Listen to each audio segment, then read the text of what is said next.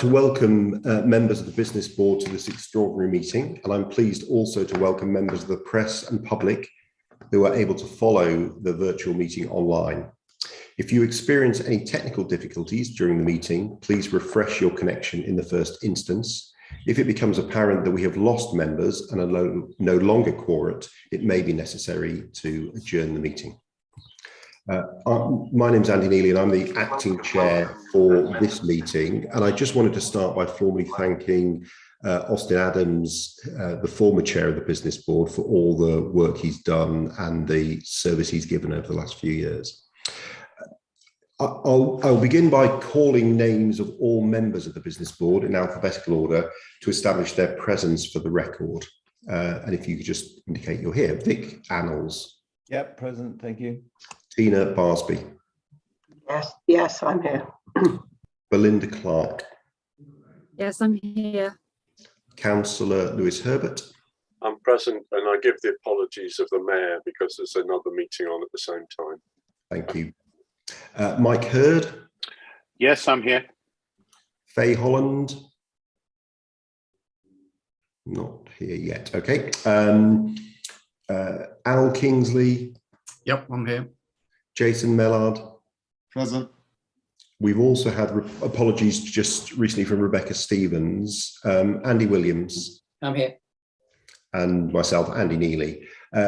Could the Democratic Services Officer report any apologies for absence that have been received? Nick. Thanks, Chair. No, there were apologies from Amir Khalid, Nitin Patel and Rebecca Stevens, as you've just said, and from Dr. Johnson. Thank you. So next item, declarations of interest. So this is an opportunity for members to declare pecuniary interests or any other conflicts of interest. Do members have any conflicts to declare? No? Okay, great. So 2.1, item 2.1 is a report on awarding recycled local growth funding, and it includes two exempt appendices. The information in these appendices was exempt from publication under Part 1 of Schedule 12A of the Local Government Act 1972 as amended, in that it would not be in the public interest for this information to be disclosed. Information relating to the financial or business affairs of any particular person, including the authority holding that information. If we are to discuss any of the information contained within the appendices, we will need to move into a confidential session, but we shall first receive the presentation of the report by Louisa Simpson, the Project Proposals Officer. Thank you, Louisa.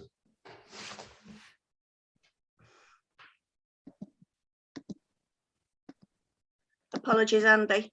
I think I'm on mute. No, you're coming through. I'm not. Excellent. Thank you very much, everybody. Thank you very much, Chair and members of the Business Board. I'm bringing today a paper that outlines the LGF recycled Category 2 projects that were put out to the for applications in April of this year to fit in with the Levelling Up Fund bids that were being submitted by local authorities as per central government.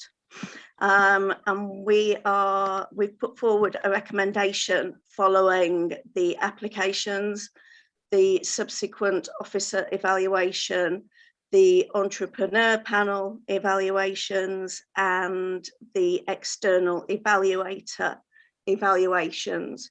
Those recommendations are set out in the paper in terms of which projects we feel are most suitable for approval by the Business Board at this point.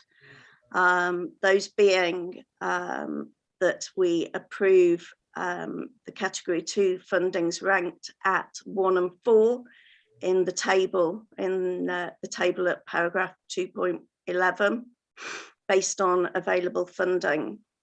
Those funds are available now to the Business Board.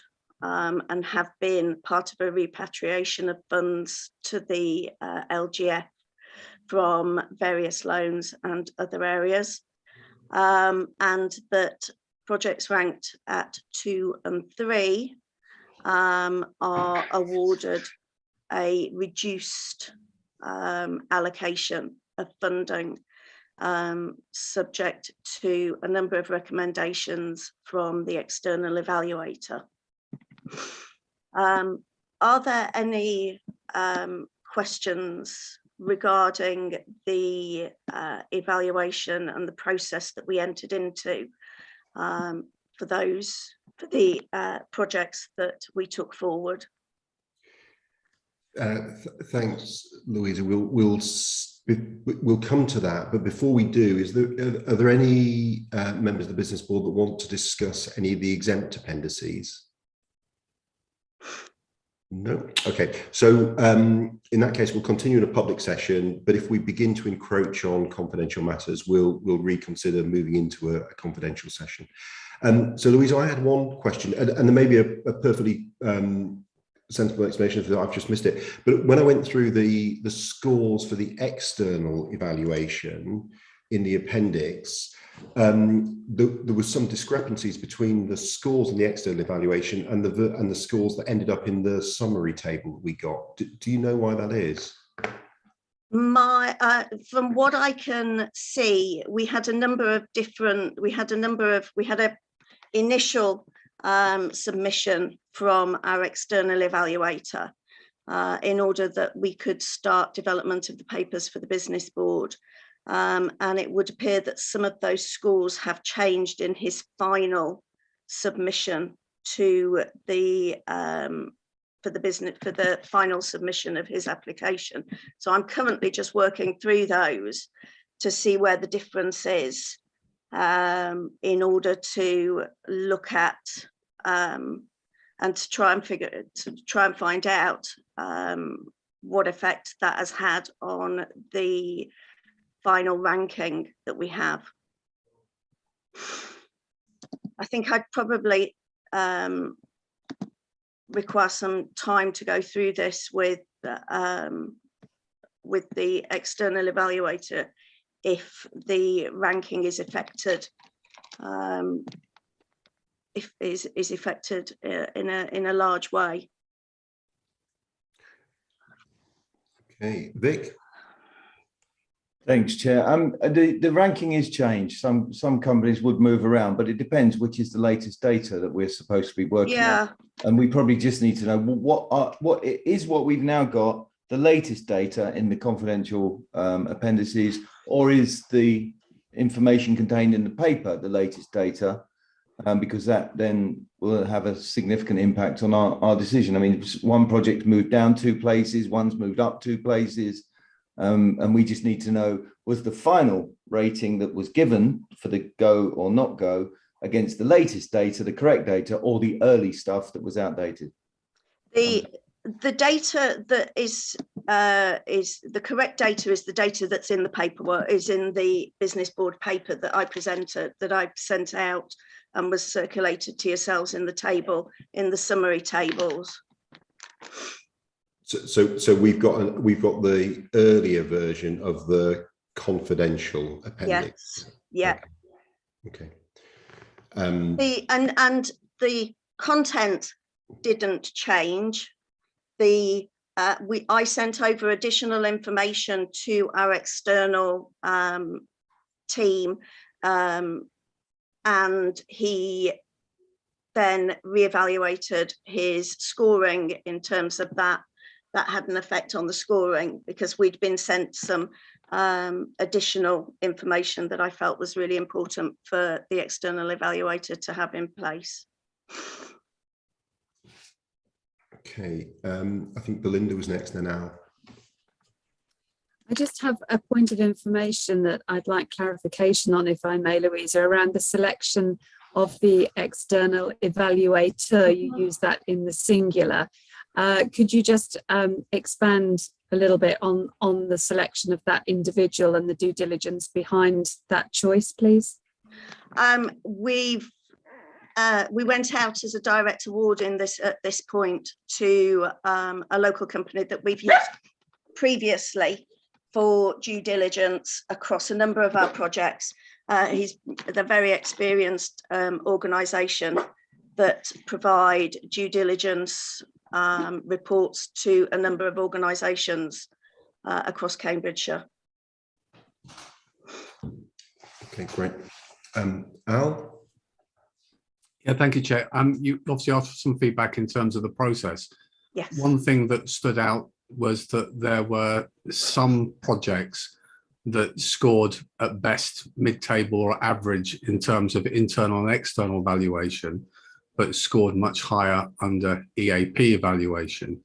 So there's a question just really for your reassurance to us, which is, are we satisfied that based on the EAP criteria and confidence in deliverables and timescales, that isn't elevating projects that otherwise wouldn't really be worthwhile in terms of support or wouldn't be prioritised?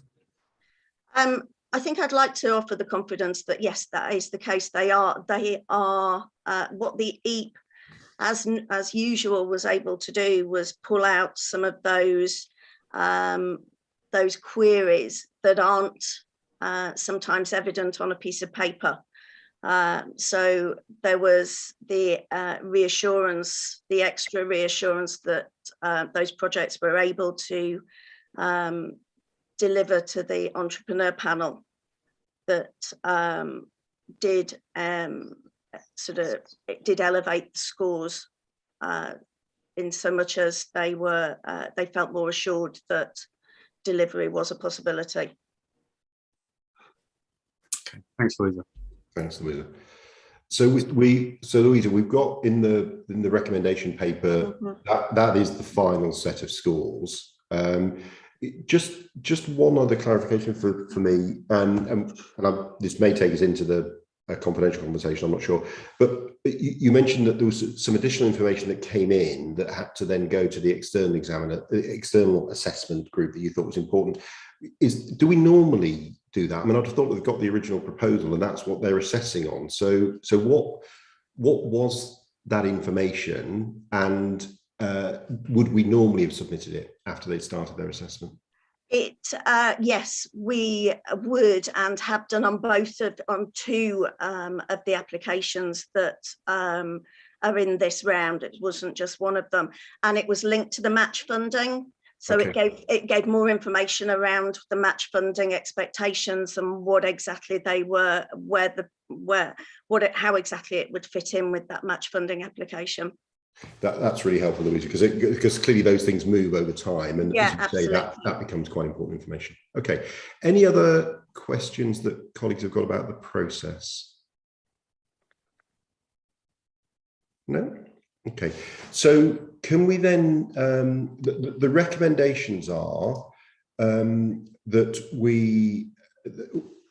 the Mayor, in consultation with the Combined Authority Board, approves grant funding for project rank 1 in the table at paragraph 2.11 in the report, approves grant funding for project 4 in the table at paragraph 211 in the report, subject to the repatriation of the relevant LGF funds. The third recommendation is a revised grant funding offer of 200,000 is provided for the project rank 2 in the table at paragraph 211 in the report, again subject to repatriation of LGF funds. And the fourth recommendation is a revised grant offer of 762,000 is awarded to the project rank 3 in the table at paragraph 211 in the report, subject to the repatriation of LGF funds. Are people comfortable with those recommendations? Andy? I might be back on process. For producer recommended ranking 2, recommend at 50% of requested funding. Project request is 1.1 million and the recommended allocation 726,000. Even my basic mathematics tells me that doesn't sound quite right. And whilst I have the floor, I'll ask a second question. On the mega factory, 200,000 is fine. So I was on the entrepreneurial panel, so I do know these projects quite well.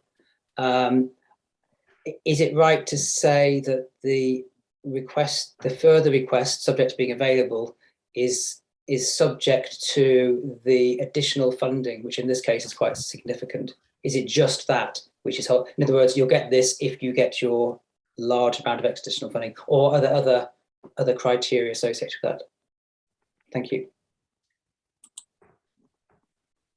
So in terms of I'll do the mega factory first.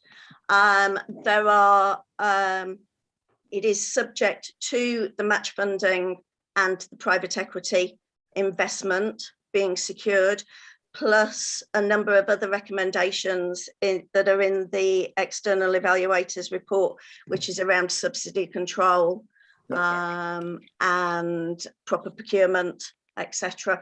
And those are sort of some of the standard ones that we do include in the recommendations.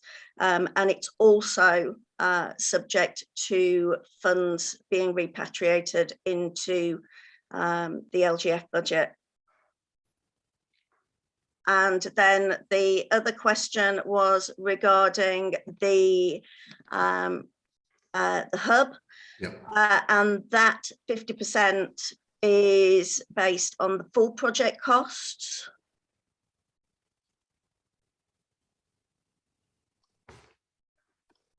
That isn't quite how it's written, though, is it? It says 50% of the requested funding, not 50% of the total funding requirement. Yeah, and that, and I'd taken the sum from the external evaluators report and should have checked the maths. But it is something that the business board are able to amend, I believe, at this point, if we are happy to do 50% of the request from the hub. Thank you. Okay, we'll come back to that. Lewis? Mine's a slightly different question. Having read the papers, I don't have any fundamental problems, but I just want Louisa to have a look at the covering report, because some of it, the cross references seem to be muddled, and I just want a bit more clarity there. So if we go to the bottom of page 8 running into page 9, we've got the last paragraph in page 8 talks about 200,000 in relation to the project ranked 2. But when I look at Mega Factory, it's ranked 3 on page 9. And similarly, the Produce Hub is sort of cross-referred there, and it's down as ranked 3, but I've got it in the table ranked 2. And then while I'm on that thread, Louisa, there's then a glitch in the way that that's transposed into the recommendation 4, because 726,000 has become 762,000. So I just want some clarification there. Is it that there's been a change of the numbering? And what is the project rank 2 and the 1-3? And am I right in saying that the recommendation 4 needs to be changed from 762 to 726? You're correct. Recommendation 4 does need to be changed to 726. Okay. 762. Can I just? There are various moving bits in this paper. We are due to meet again in a couple of weeks as a business board, and I'm wondering whether it would be better to not deal with this paper now, to revise it, bearing in mind the comments that have been made, and bring back the revised version to the business board so it's really clear, because I'm just a bit worried that there's clearly a number of bits in the paper that just need to be clarified, and if we're not careful, we're not going to be clear about what we end up agreeing at this meeting. Is there any reason why we can't just say, actually, this paper needs to go back for revision and come back in 2 weeks? There's not a particular time constraint on us, is there? The reason for bringing the paper to the meeting is that there is a time constraint in terms of the Levelling Up Fund bid that is being submitted by Fenland and is linked to one of the projects.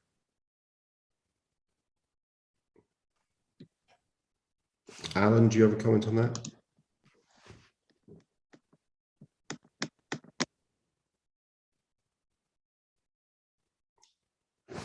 No. Steve? Yeah, there's actually 2 bids in here which have a 6th of July deadline for their levelling up round 2 bids. And part of the reason for bringing forward the extraordinary meeting, this meeting, was to seek the approval to give them, and also to ask the Mayor for a mayoral decision notice to be signed, was to give them that formal approval that their match funding, in inverted commas, was secured from this source, which obviously strengthens their bids. So that was the reason for doing this. Otherwise, we would have waited until the 11th. Okay. So we have, sorry. Go on, Louisa. I was just so we have an issue with the recommendation at 4 in terms of transcribed numbers. And on page, I haven't got page numbers on mine, sorry. So it's point 11, 2.11. Yeah, end of point end 2 of should be ranked 3 and point 3 should be ranked 2. Yeah. Okay, Vic. Thanks, Chair. I would say the one thing that's come through this paper cleanly is the project ranked 1, even though the scores might have changed, there's nothing changed with regards to the funding. It is one of the critical projects that needed approval in time for match funding on Levelling Up. I wonder if the board might be comfortable in not going forward with all the recommendations, but possibly that one, because it seems to be that one is fairly neat and tidy. But the others, I share your concern. Concern's too strong. I share your, maybe I have confusion. I don't share it with anyone, but I wouldn't be comfortable with the others at this point in time. Jason? Thanks, Andy. I guess there's an additional point for clarification is from my understanding. If there is no additional funding that's secured for the Mega Factory project, what would happen to those funds? Would there be a reallocation to other projects? Would there have to be another round of applications?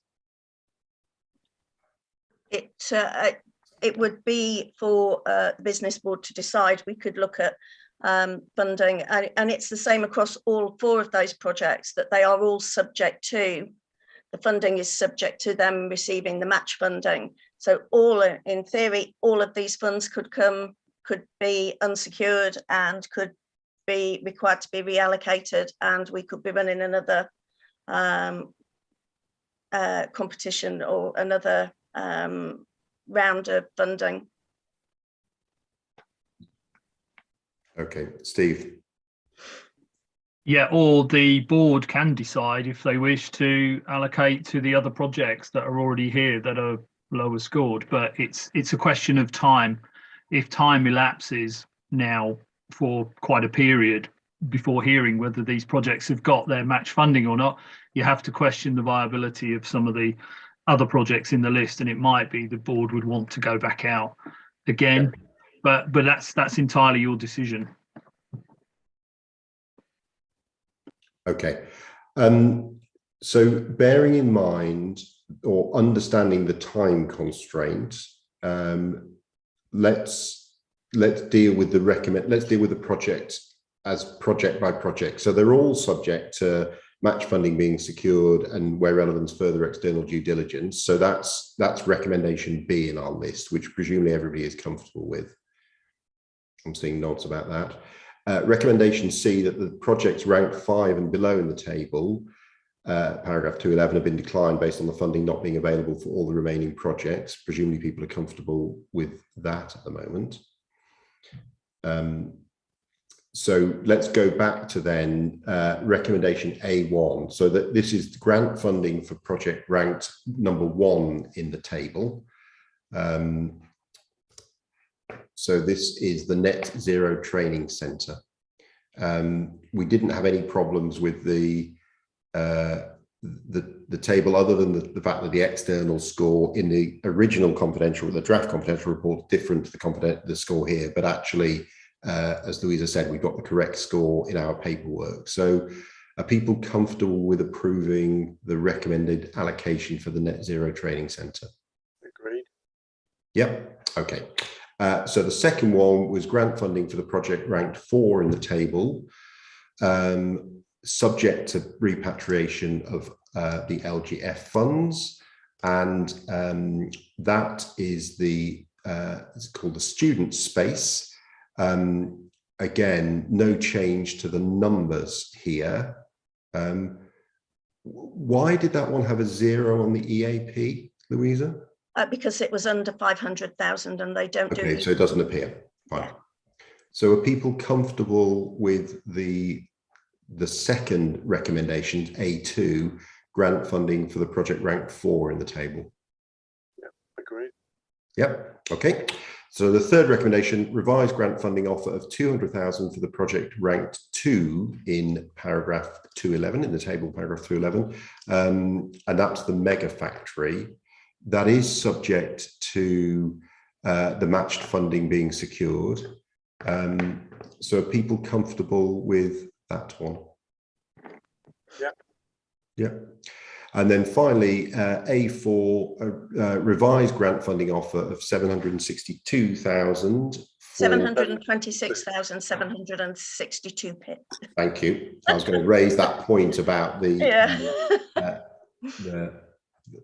fund, the amount. So are people comfortable with that recommendation? This was one, Andy, that you raised the point about it wasn't 50%. Because it's recommended at 50% of requested funding, and the requested funding is 1.15, and the recommended allocation is based on the total project cost, not the requested funding. Is that right, Louisa? Yeah. So are we happy to recommend 50% of the total project cost rather than the requested funding, Vic? I'm possibly in a minority, but I'm not actually, because I'm worried that is a different allocation at all completely. Yep. So I'm not comfortable. Would people be comfortable allocating 50% of the requested funding, so 50% of the 158? So effectively, we're reducing the recommended allocation. Tina?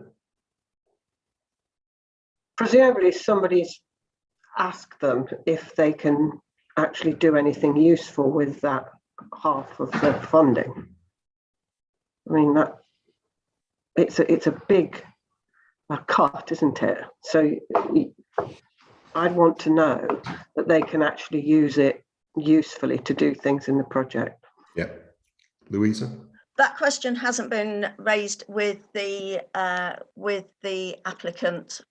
We were waiting for until after this meeting to find out whether actually the business board were willing to look at a reduced offer to the applicant.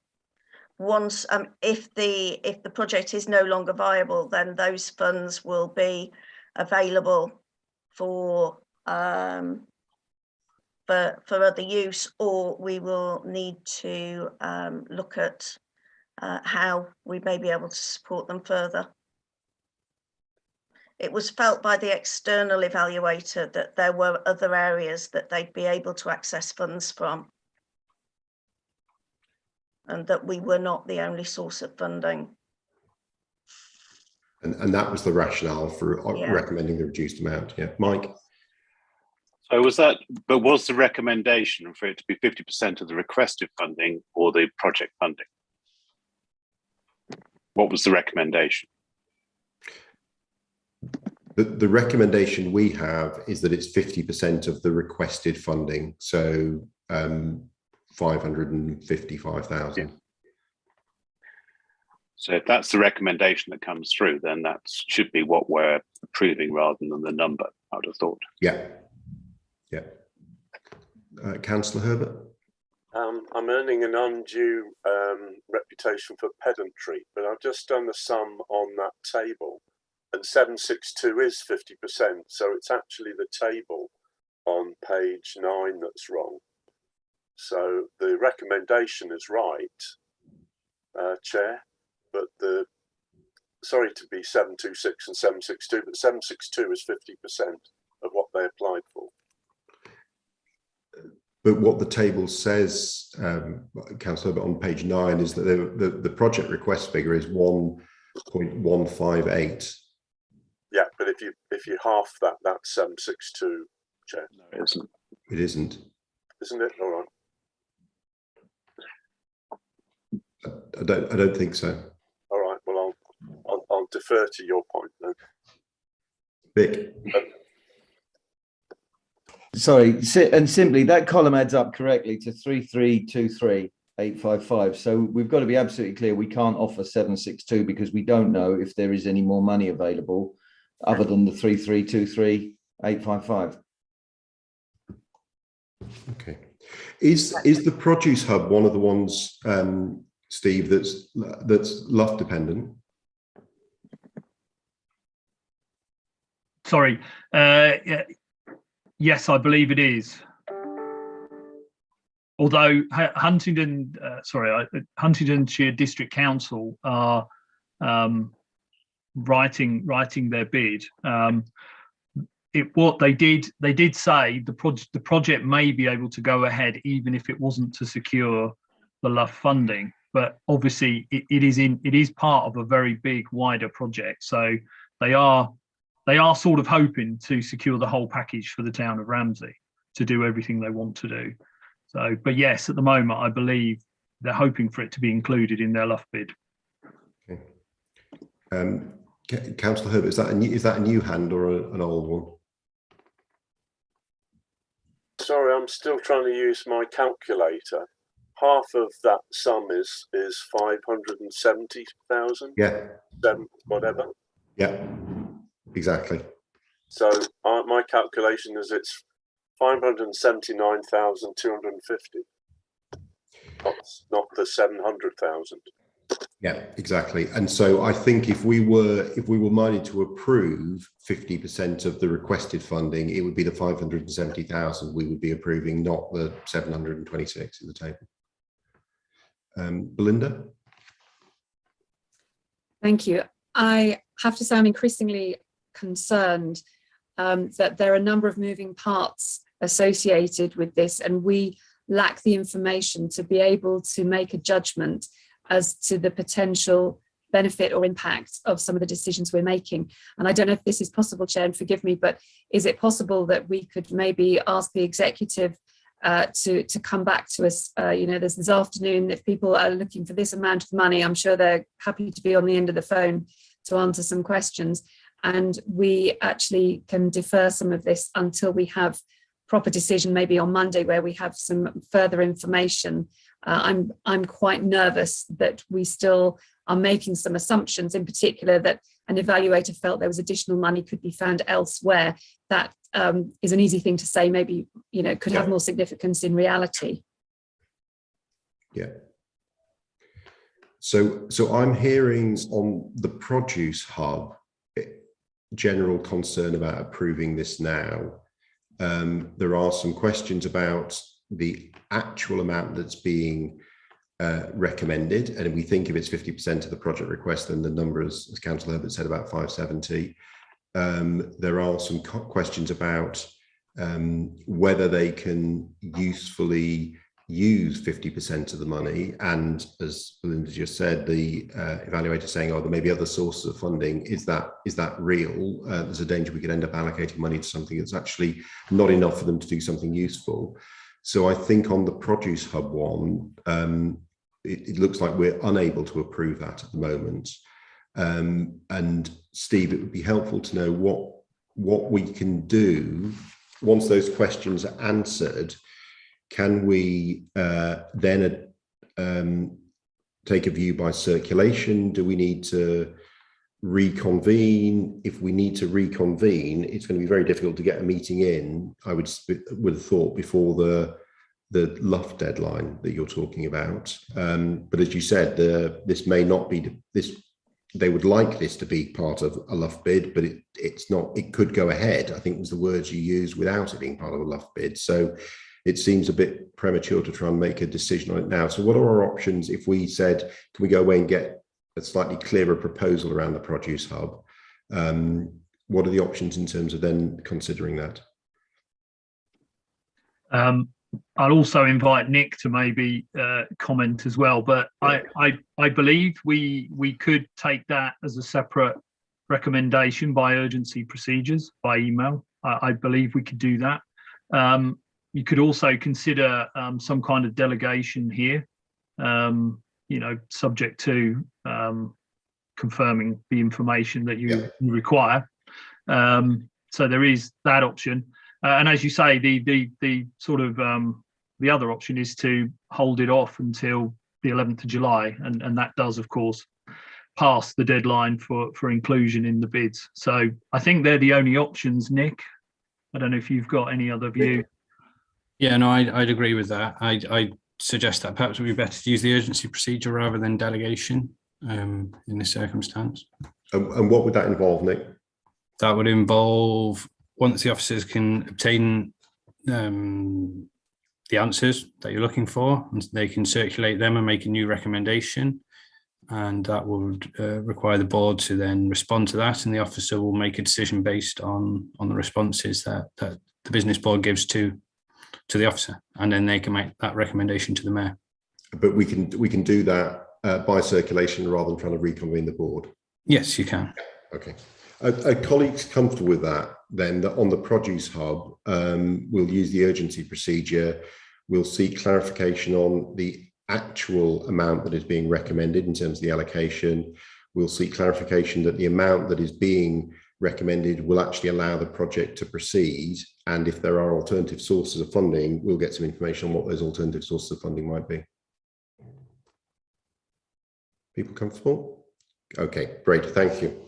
That brings us to the end of.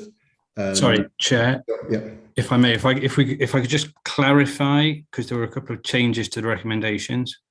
To the recommendation 3, which currently says for the project rank 2 in the table. Yeah. I understand that should actually read ranked 3. That's correct, yes. Okay. And then recommendation 4, which is the one that's going to go to the urgency procedure, should read rank 2. Yes, that's correct. And the amount. No. Well, no, because it should be ranked incorrectly in the table. Well, the amount isn't the assisted by Alan and Louisa. I would expect from it being 50% of the amount in the table to be amended to that 570,000 circa. Might I suggest that to avoid confusion, rather than saying the ranking of the project, you put the project name in the recommendation? Yeah. Yeah. So A3 is the mega factory and A4 is the produce hub. Okay. And you're correct, Councillor, but the question on the produce hub is, if it is 50% of the requested amount, then it's not 762, it's 570 or thereabouts. Okay. Thank you for that. Vic. Sorry for saying so many things today, but can we have consistency of project names and possibly even using project numbers so there can be no doubt as to what the title of a project or the project we're talking about is, please? Yeah, so I was going to raise that, Vic, and I think that I'm conscious people are carrying heavy workloads and so on, and some of these things are being done at speed, and inevitably we get compressed in terms of when the panels happen and when the expert reports and assessments come back. But I do think we need a process in place just to quality check the reports before they come to the business board, and to make sure that we do have consistency of language, because I spent a while trying to work out which in the confidential papers, which project referred to which, because the project names did change. So clearer signalling on that, I think, is really important for future papers. Yeah. Anything else that anyone would want to raise? Have we cleared the last couple of recommendations over the page? We did, the subject to the match funding and the noting that project below rank 5. Yeah. Okay. Thank you all for that. Apologies, it was a slightly messy process. We're meeting again in just over 2 weeks on Monday, the 11th of July. Thank you, Chair. Thank you.